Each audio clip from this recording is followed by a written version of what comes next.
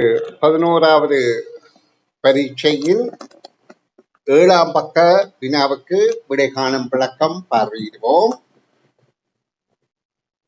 32வது வினா, ஏபி எனும் இருவர் முறையே மும்மூன்று இலக்கங்களை நினைக்கின்றார்கள். ஏ நினைத்த இலக்கங்களை ஏறு வரிசையிலும் பி நினைத்த இலக்கங்களை இறங்கு வரிசையிலும் அமைத்து கூட்டிய பெருமானத்திலும் ஏ நினைத்த இலக்கங்களை இறங்கு வரிசையிலும் பி நினைத்த இலக்கங்களை ஏறு வரிசையிலும் அமைத்து கூட்டிய பெருமானம் எவ்வளவு குறைவானது ஆகும் என்பது கேள்வி. அப்ப இங்க நாங்கள் செய்ய வேண்டிய செயற்பாடு என்னென்றால், கேட்கப்பட்ட கேள்விக்கு ஏற்ப அங்க சொல்லப்பட்ட நடவடிக்கைகளை செய்தல் வேண்டும். இப்ப பாருங்க, முதலாவது சொல்லப்படுகின்றது ஏ என்பவர், ஏபி என்ற இதுவரில் ஏ என்பவர் நினைத்த மூன்று இலக்கம் நினைக்கிறார்கள். ஏ நினைத்த இலக்கங்களை ஏறு வரிசையில் ஏ நினைத்த இலக்கங்கள் 3 ஒவ்வொரு இலக்கமா பார்க்கிறோம். 2 1 அதே ஏறு வரிசையில் எழுதினால் 123 ஏறு வரிசையில். அடுத்த பி நினைத்த இலக்கங்களை இறங்கு வரிசையில் எழுதினால் 932 இறங்கு வரிசைண்டா பெருசாத்தானே இருக்கணும். 932 இந்த ரெண்டையும் கூட்டினால் 1055. அடுத்து சொல்லப்படுகின்றது ஏ நினைத்த இலக்கங்களை இறங்கு வரிசையிலும். அப்ப இறங்கு வரிசை என்றால் 321. பி நினைத்த இலக்கங்களை ஏறு வரிசையிலும். அப்ப 2 3 9 அதை கூட்டினால் 10 1 மிச்சம் 6 560. இந்த ரெண்டு இலக்கங்களுக்கும் இடையிலான வித்தியாசம் எவ்வளவு என்று கேட்கப்படுகின்றது. அப்ப நாங்க என்ன செய்யணும், 1055 இருந்து 560 கழிக்க வேண்டும். அப்ப இங்க என்ன கஷ்டம், வாசித்து கிரகித்து செய்கிறதான், செயற்பாடு செய்கிறதான் முக்கியம். அப்ப வாசித்து கிரகித்து செய்வதற்கு எங்களுக்கு வாசிப்பாற்றலும் விளங்கிக் கொள்றாற்றலும் இருந்தால் சரி. இப்ப 5ல் 6 போகாது ஒன்று எடுத்தால் 15ல் 6 போனால் 9, இது இப்போ 9 ஆயிடுச்சு. 9ல் 5 போனால் 4. அப்ப 495 என்பது விடை ஆகும். இனி அடுத்த கேள்வியை பார்ப்போம். 33வது கேள்வி. இவ்வட்ட வடிவமைப்பில் வெள்ளைப்பந்து மணிக்கூட்டுமுள் அசையின் திசைக்கு எதிர் திசையில் ஒரு கட்டம் நகரும் போதும், மணிக்கூட்டுமுள் அசைகிறது பலம் சுழி, ஆனா இங்க எதிர் திசையிலே ஒரு கட்டம் வெள்ளைப்பந்து நகருகின்ற போது, நல்லா கவனித்துக் கொள்ளுங்க, வெள்ளைப்பந்து மணிக்கூட்டு திசையில நகரவில்லை, அதற்கு எதிர் திசை, அதாவது இடஞ்சுழி. வெள்ளைப்பந்து இவ்வட்ட வடிவமைப்பில் வெள்ளைப்பந்து மணிக்கூட்டு முள் அசையின் திசைக்கு எதிர் திசையில் ஒரு கட்டம் நகரும் போது, கருப்பு பந்து மணிக்கூட்டு திசையில், அதாவது பலம் சுழியாக ஒரு கட்டம் நகரும். அப்ப இந்த கருத்த பந்து அடுத்த கட்டம் நகரும். இப்ப கேள்வி என்ன, இவ்விரண்டும் எத்தனை நகர்வுகளின் பின் ஒரே அடைப்பில் சந்திக்கும்? அப்ப முதல் நகர்வில வெள்ளை இங்க வந்தது, அதே நேரம் கருப்பு இங்க வந்து விட்டது முதல் நகர்வில. அடுத்ததுல கருப்பு இங்க வந்துவிடும், வெள்ளை பந்து இங்க வந்துவிடும். முதல்ல இங்க வந்துச்சு, இதுல இருந்து இங்கதான் வந்துருக்கு பாருங்க. இது இப்ப இந்த இடத்துக்கு வெள்ளைப்பந்து வந்து விட்டது. 2வது நகர்வு, இது 2வது நகர்வு. அடுத்த நகர்வுல வெள்ளைப்பந்து இங்க வந்துவிடும், அதே போல கருப்பு பந்தும் இங்க வந்துவிடும். இது 3வது நகர்வுல. அப்ப கேள்விக்கான விடை 3வது நகர்வு. 3வது இந்த அடைப்பில சந்திக்கும் 3வது நகர்வுல, அதாவது இந்த 3 நகர்வுகளின் பின் உள்ள அடைப்பில சந்திக்கின்றது. இனி அடுத்த வினாவை பார்வையிடுவோம்.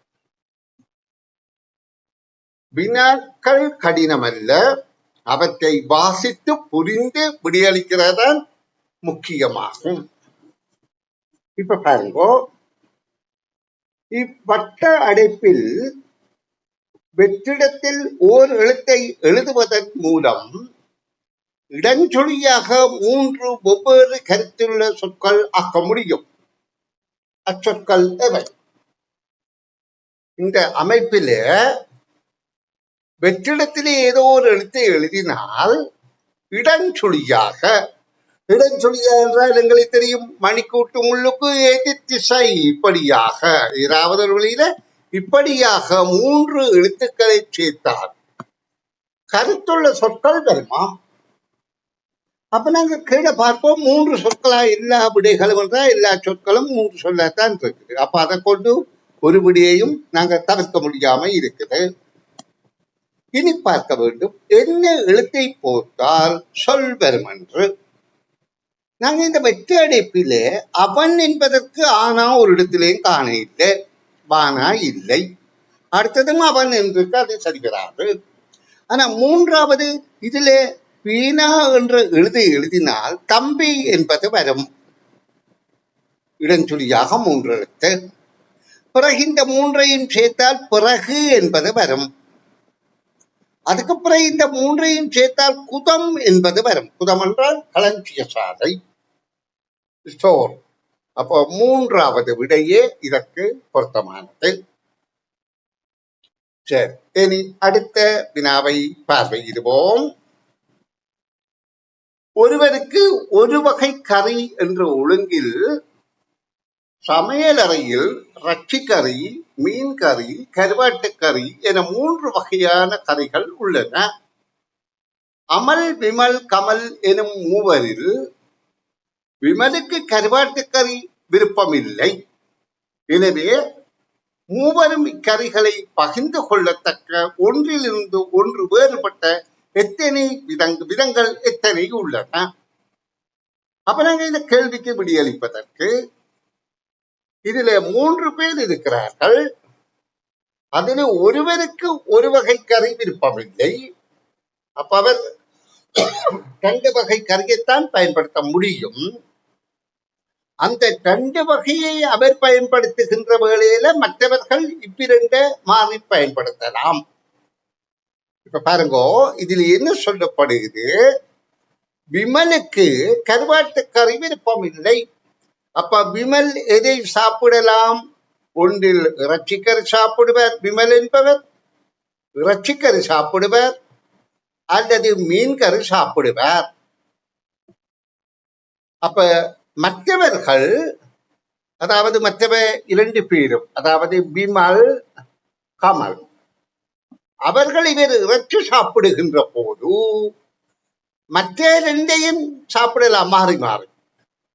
இறைச்சி தவிர்ந்தது, அதாவது அவருக்கு விமலுக்கு எது விருப்பம் இல்லை?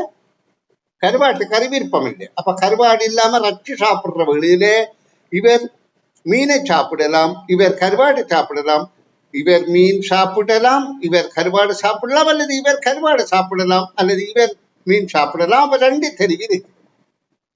அதே மாதிரி இவர் மீனை சாப்பிடுற போது ஒரு ஆள் இறைச்சி சாப்பிடலாம், கருவாடு சாப்பிடலாம், அல்லது இவர் கருவாடு, இவர் இறைச்சி சாப்பிடலாம். அப்ப எத்தனை தெரிவுகள் இருக்கின்றால் எத்தனை? 4 தான் இருக்கின்றது. தற்செயலா இவரும் 3 கறியையும் சாப்பிடுவாராயிருந்தால் 6 தெரிவு இருக்கும். ஆனா இங்க 3.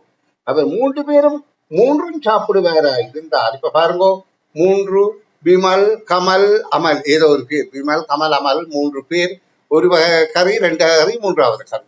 அப்ப இதுல ஒவ்வொருத்தர் தனித்தனிய வேறு வேறையை சாப்பிடுறதா இருந்தால் வித்தியாசமான விடை பெறும். ஆனா இங்கே ஒரு ஆள் ஒரு கறி சாப்பிடாதபடியாத்தான் 4 என்ற விடை அமைந்துள்ளது. சரி, இனி அடுத்த வினாவுக்கு விடையளிக்க போறோம். அடுத்த வினாவுக்கு இதுல கவனிங்கோ, அடுத்த பக்கத்துல உள்ள வினா இங்கே சேர்த்திருக்கிறேன். ஏபி சிடிஇ எனும் 5 நகரங்களுக்கு இடையில் தூரம் காட்டும் அட்டவணை.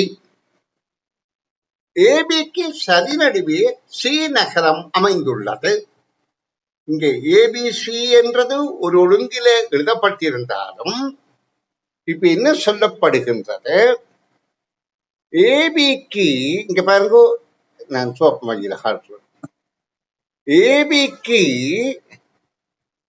சரிநடுவில் சி நகரம் அமைந்துள்ளது. அப்ப ஏபிசிடிஇ என்ற ஒழுங்கில இல்ல. அப்ப ஏபிக்கு சரிநடுவே சி நகரம் அமைந்துள்ளது. அட்டவணையில் 1, 2, 3க்கு வர வேண்டிய தூரங்கள் கிலோமீட்டரில். அப்ப நாங்க இதை உற்று அவதானித்து கணித்து விடை சொல்ல வேண்டும். இப்ப பாருங்க, முதலாவது என்ற இடத்துல ஏக்கும் பிக்கும் சரிநடுவிலே சி என்றால் ஏயிலிருந்து பிக்கான தூரம் 30 என்று சொல்லப்படுகிறது. அப்ப இங்கால 15, இங்கால 15. அப்ப இதுல வர வேண்டியது ஏக்கும் சிக்கும் இடையில உள்ள தூரம் 15. அப்ப முதலாவது விட 15 3லையும் பொருத்தமாகத்தான் இருக்குது. இப்ப நாங்க 2வது அடைப்புக்கு இனி விடை காண வேண்டும். 2வது அடைப்பில இங்க பாருங்க, சியில இருந்து 2வது அடைப்புக்கு சியில இருந்து டி, சியில இருந்து டிக்கு எங்களுக்கு இது 15 என்று தெரியும். இது 50ல இந்த இதுல இருந்து இதுவரைக்கும் 50. 50ல 15 போனால் மற்ற தூரம் 35. இது 35. அப்ப 15ஐயும் 35ஐயும் கூட்டினால் 50 என்பது விடையாகும். அப்ப 2வது அடைப்புக்கு 50 இது பிழ, இதுக்கும் பிழ. அப்ப இந்த விடைதான் பொருத்தம். அப்போ இனி 3வது அடைப்பை பார்வையிடுவோம். இப்ப நாங்க பார்த்த தகவலை கொண்டு 3வது அடைப்பு சியில இருந்து டிக்கு. அப்ப சியில இருந்து டி என்பது இந்த அளவு தூரம். இல்ல இது இல்ல, சியில இருந்து டி இல்ல, 3வது அடைப்பு சியில இருந்து ஈக்கு. அப்ப சியில இருந்து இ என்பது இங்க வர. அப்ப நாங்கள் ஏற்கனவே இதிலே 50 என்று பார்த்து விட்டோம். இங்கே 20 என்று இருக்குது. 50ஓட 20 கூட்டினா 70. அப்ப 2வது விடையே பொருத்தமானதாக இருக்கின்றது. இந்த வினாக்கள் 10 வயது பாலகர்களுக்கு பொருத்தமான வினாக்கள். நான் என்னுடைய அனுபவத்தை கொண்டு, என்னுடைய கற்பித்தல், அதாவது நான் இந்த துறையில பெற்ற அனுபவத்தை கொண்டு வினாக்களை தயாரித்திருக்கிறேன். இந்த வினாக்கள் தான் அரச பரீட்சையில வரும் என்று நான் அறுதியிட்டு சொல்லவில்லை. இந்த வினாக்களுக்கு விடையளிக்க இந்த பிள்ளைகளால் முடிந்தால் அரச பரீட்சையில கேட்கப்படுற வினாக்களுக்கும் விடையளிக்கிற ஆற்றல் அவர்களிடம் தாமாக உருவாக்கிவிடும் என்பதுதான் என்னுடைய கருத்து. 37வது வினா. 30 மாணவர்கள் 5 பரீட்சைகளில் உருவில் உள்ளவாறு நிற்கின்றனர். இவர்களில் மேற்கு தெற்கு திசைகளில் முறையே குறைந்தபட்சம் ஒரு பெண் பிள்ளை வீதமாயினும் நிற்கும் எத்தனை ஆண் பிள்ளைகள் நிற்கின்றனர் என்பது கேள்வி. இந்த கேள்வியில நாங்கள் இங்க சொல்லப்பட்டபடி 5 வரிசையில 30 மாணவர்கள் இருக்கிறார்களா என்று நாங்கள் பார்த்தால் 6, 5, 30 சரியாக நிற்கின்றார்கள். இப்ப இதுல என்ன சொல்லப்படுகிறது, இவர்களில் மேற்கு தெற்கு திசைகளில் முறையே.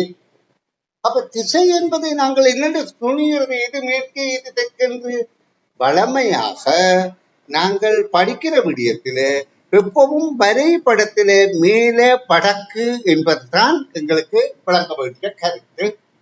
அப்ப மேல வடக்கு என்று குறிக்கப்படாவிட்டாலும் மேல வடக்கு என கருத வேண்டும். அது வித்தியாசம் என்றால் அது அப்படி சொல்ல வேணும். அப்படி சொல்லப்படவில்லை. ஆகவே மேல வடக்கு. அப்ப எங்களுக்கு தெரியும், சிலுவை அடியாளத்தை போட்டு வடக்கு, கிழக்கு, தெற்கு, மேற்கு என்பது தெரியும். அப்ப மேற்கு திசை என்பது இங்க, அடுத்தது தெற்கு திசை என்பது இங்க. என்ன கேள்வி? 30 மாணவர்கள் 5 வரிசையில் உருவில் உள்ளவாறு நிற்கின்றனர். இவர்களில் மேற்கு தெற்கு திசைகளில் முறையே குறைந்தபட்சம் ஒரு பெண் பிள்ளை வீதமாயினும் நிற்கும் எத்தனை ஆண் பிள்ளைகள் நிற்கின்றனர்? அப்ப நாங்கள் இப்ப எங்களுக்கு மேற்கு தெற்கு தெரிந்துவிட்டது. மேற்கு என்பது இந்த திசை, தெற்கு என்பது இந்த திசை. அப்ப இதுல அந்த பக்கத்துல ஒரு பெண் பிள்ளையாவது நிக்கிற எத்தனை பிள்ளைகள் நிற்கிறார்கள் என்றால், இவருக்கு மேற்கில பெண் நிற்கிறார், ஆனா தெற்கிலே அடுத்ததாக நிற்கின்றாரா? இல்லையே, அடுத்தடுத்து தானே நிற்கின்றார். அப்ப அது பொருந்தாது. இவருக்கு மேற்கில பெண் நிற்கின்றார், தெற்கில பெண் நிற்கின்றார். அப்ப இவர் ஒருவராக கருதலாம். திரும்ப அழைத்து காட்டுறேன் பாருங்கோ. அதாவது இவருக்கு 2 திசையிலும் நிக்கணும். அப்ப இவர் முதலாவது ஆள் அப்படி நிற்கிறான். மற்ற இந்த அடுத்த வரிசையில பார்த்தால் இவரும் அப்படி 2வது ஆண். இது உற்று பார்ப்பதன் மூலம் தான் நாங்க அப்படியே சொல்லணும். 3வது இவருக்கு இந்த திசையில இருக்கணும், இங்க இல்ல, அது கீழே இருக்க ஒழிய அடுத்து இல்ல. அப்ப 3வது இல்ல. அடுத்தது கீழ் வரிசையிலே இவருக்கு இங்கேயும் இருக்கு, இங்கேயும் இருக்கு. அப்ப இது 4வது. இனி இந்த வரிசையில நிக்கிற யாருக்கும் இவருக்கு இங்க இருந்தாலும் கீழே ஒருத்தரும் இல்லை. அப்ப பொருந்தாது. அப்ப கேள்விக்கான விடை 4 என்பது ஆகும். அப்ப இது அரச பரீட்சையில வந்த வினா போன்ற வினா. அப்ப இதுல ஆண் பிள்ளை பெண் பிள்ளை என்பதற்கு பெண் பிள்ளைக்கு பொலியாக பாவாடை அடையாளம் போட்டிருக்கிறது. அப்ப அதை கொண்டு ஊகித்து விடை காண வேண்டும். சரி, 38வது வினாவை பார்வையிடுவோம். ஒரு குறித்த மாதத்தின் அடுத்தடுத்து வரும் சனி ஞாயிறு திகதிகளின் கூட்டுத்தொகை 27 ஆகும். அப்ப அடுத்தடுத்து வரும் சனி ஞாயிறு என்றால் நல்லா கவனிங்கோ. சனிக்கிழமை அடுத்தது ஞாயிற்றுக்கிழமை, ரெண்டும் சேர்ந்து இந்த கிழமை நாளும் இந்த கிழமை நாளும் சேர்ந்து 27 வருகின்றன. அம்மாதத்தின் அடுத்தடுத்து வரும் புதன் வியாழக்கிழமை திகதிகளின் கூட்டுத்தொகை யாதாயிருக்கும் என்று கேட்கப்படுகின்றன.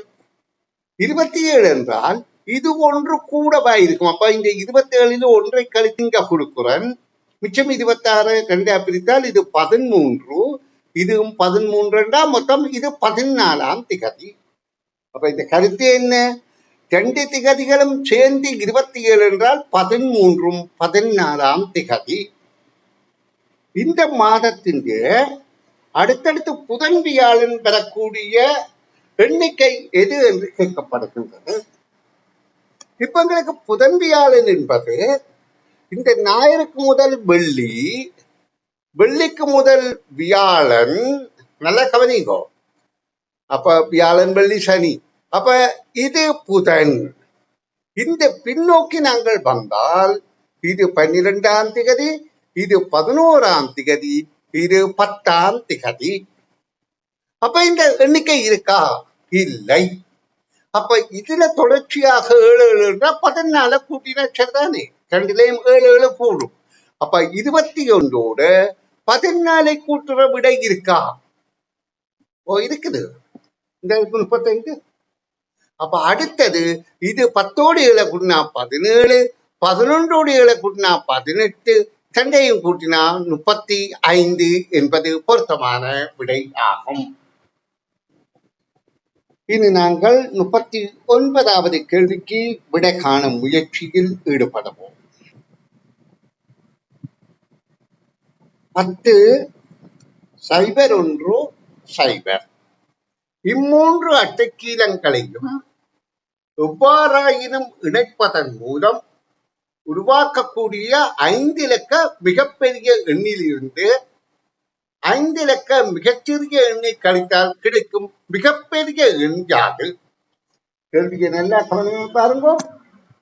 இந்த 3 அட்டைக்கீலங்களையும் எந்தவாறாவது இணைப்பதன் மூலம் உருவாக்கக்கூடிய 5 இலக்க மிகப்பெரிய எண். அப்ப மிகப்பெரிய எண் பெறணும் என்றால் இதிலே ஒன்றுதான் இருக்கின்றது. இந்த ஒன்று என்பது முன்னுக்கு வர வேண்டும். அதாவது ஒன்றுக்கள், நூறுக்கள், ஆயிரங்கள், 10,000கள் தானே 5 இலக்கம் என்றான். அப்போ 10,000 இடத்துல ஒன்று வரணும், பிறகு 1000 இடத்துல 0, 2 சேர்த்துதானே வரலாம். பிறகு இந்த எண்ணை நாங்க திருப்பி போடலாம், இப்படி போடலாம். 100க்கள் இடத்திலையும் 0 0 என்று போடலாம். இது அங்க என்ன சொல்லப்பட்டிருக்கு?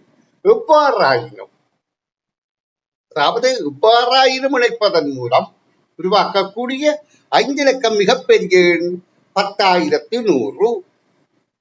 எண்ணிலிருந்து 5 இலக்கம் மிகச்சிறிய எண் என்றால் 5 இலக்க மிகச்சிறிய எண்ணை கழித்தால், அப்ப 5 இலக்கமா இருக்கணுமா இருந்தால் அது இங்கே ஒன்று வந்துதான் ஆகணும். 5வது இலக்கத்துல பெறுமதி இருக்க வேண்டும். 0 போட்டால் பொருந்தாது, அது இலக்கம் குறைந்து விடும்.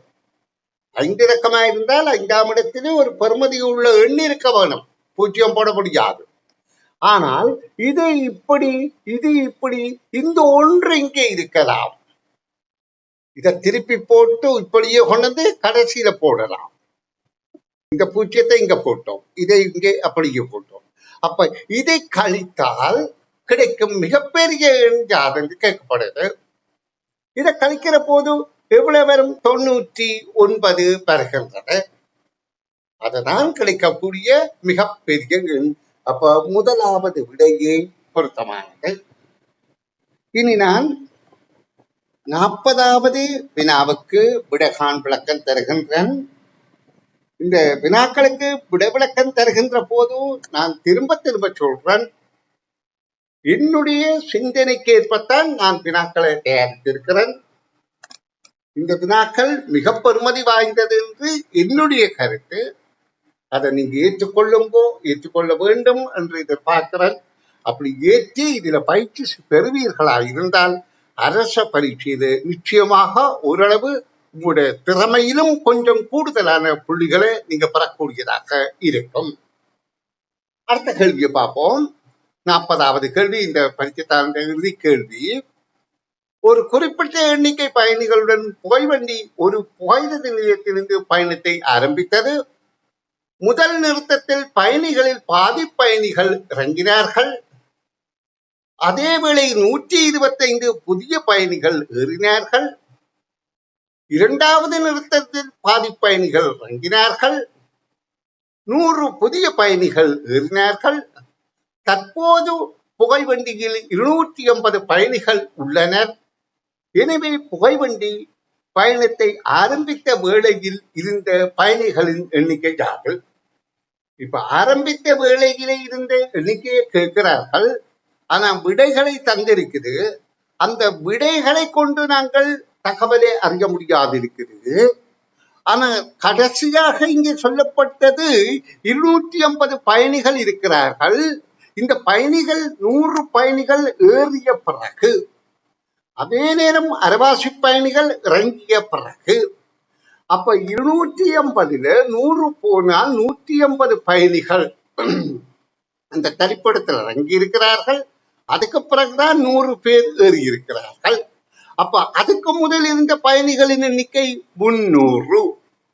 இந்த 2வது நிறுத்தத்தில பாதி பயணிகள் இறங்கினார்கள் தான், 150 பேர் இறங்கி இருக்கிறார்கள். அதுக்கு முதல் 300 இருந்திருக்கிறார்கள். 300 அதுல 125 ஏறிய பிறகுதான் அது 300 ஆகிறது. அப்ப 300ல 125 கழித்தால் 175 பேர் பாதி பயணிகள். ஏன் அதிலேயும் பாதி முதல் நிறுத்தத்துல பாதி பயணிகள் இறங்கி இருக்கிறார்கள். அப்ப 175ஓடு ரங்கின 175ஐயும் கூட்டினால் ஆரம்பத்தில் இருந்த பயணிகள் 350 ஆகும். அன்பு குழந்தைகளுக்கும் இந்த வழிநடத்துகிற பெற்றோர் ஆசிரியர்களுக்கு நான் சொல்லக்கூடியது என்னென்றால், இந்த வினாக்களுக்கு நுட்பமாக விடையளிக்க தெரிந்தால் அரச பரீட்சையில வருகின்ற இவ்வகையான கடினமான வினாக்களையும் பிள்ளை ஓரளவு ஊகித்து விடையளிக்கும் என்பது என்னுடைய ஒரு நம்பிக்கை. நன்று. அடுத்த வினாத்தாளில் சந்திப்போம்.